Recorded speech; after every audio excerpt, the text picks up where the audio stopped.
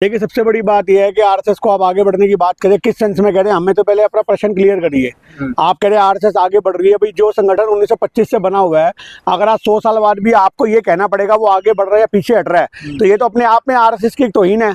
आज की डेट में 100 साल पुराने संगठन को भी अगर आगे बढ़ना और पीछे बढ़ने के हिसाब से देखा जाएगा तो 100 साल में क्या किया उन लोगों ने?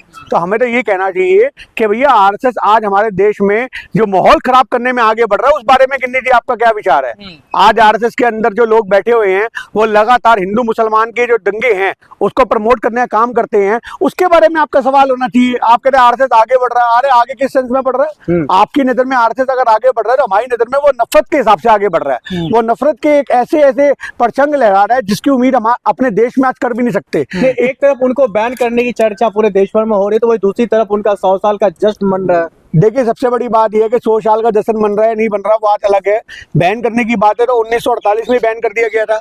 सरदार पटेल जी की आज जो इतनी बड़ी बड़ी बीजेपी के लोग, आरएसएस के लोग जो इतनी बड़ी बड़ी बात करते हैं, पटेल साहब की मूर्ति बनाई गई, आप इस बात को समझो, उन्होंने बैन कर दिया था। गांधी जी की हत्या के बाद आरएसएस के ऊपर बैन लगाया गया था। उसके बाद कुछ शर्तों के बाद इनको खोला गया था कि आप ऐसा नहीं करेंगे, आप हिंदू मुसलमान नहीं करेंगे, ये नहीं करेंगे, वो नहीं करेंगे। तो जिस इंसान ने इनको बैन किया था आज वही नहीं है धरती पे, तो उसके बाद तो इनका खुल जाना और दोबारा माहौल खराब करना वो वाजिब है। अब कोई दोबारा सरदार पटेल तो आएगा नहीं बैन करने वाला।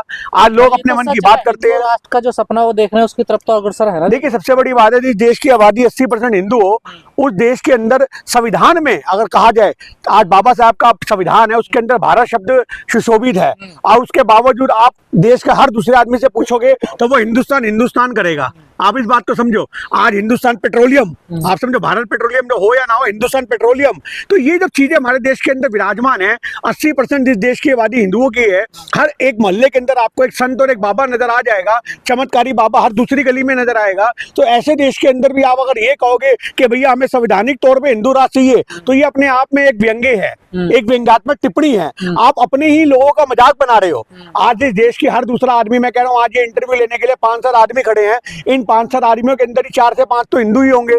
तो जब हर दूसरा आदमी आपको गली के अंदर हिंदू नजर आ रहा है, फिर भी आपको हिंदू राष्ट्र चाहिए? कैसा हिंदू राष्ट्र चाहिए? खतरा है हिंदुओं को। देखिए, मैं आपसे फिर कहना चाह रहा हूं कि अगर आप ये कह रहे हो खतरा है, तो जातियों में विभाजित हिंदुओं को खतरा हो सकता है। जो देश के संगठित हिंदू हैं उनको खतरा नहीं है। आज खतरा आप ये कहो, दलितों को खतरा आज ब्राह्मणों से हो रहा है। आज कई जगह हमने ऐसा माहौल देखा, कई जगह ब्राह्मण जो है उनको कोई दूसरी जाति की ओर दबाने वाले हैं। मतलब इन शॉर्ट में भारत के अंदर जातीय जो संघर्ष है, वहां हर जाति दूसरी जाति के ऊपर कहीं ना कहीं भारी पड़ती है। अगर दलित कहता है कि भैया मुझे ब्राह्मणों से डर है, तो आज हमें ऐसा भी देखने को मिलता है जहां पे दलितों की संख्या ज्यादा होगी, अगर ब्राह्मण कमजोर पड़ जाएगा तो उसको लगेगा भैया मैं यहाँ पे डर का माहौल में रह रहा हूँ। तो आप इस बात को समझिए, हिंदू राष्ट्र बनेगा कि नहीं, सबको एक सम्मान के तौर पर देखा जाएगा। देखिए, हिंदू राष्ट्र बनाने का मतलब है आरक्षण को खत्म करना।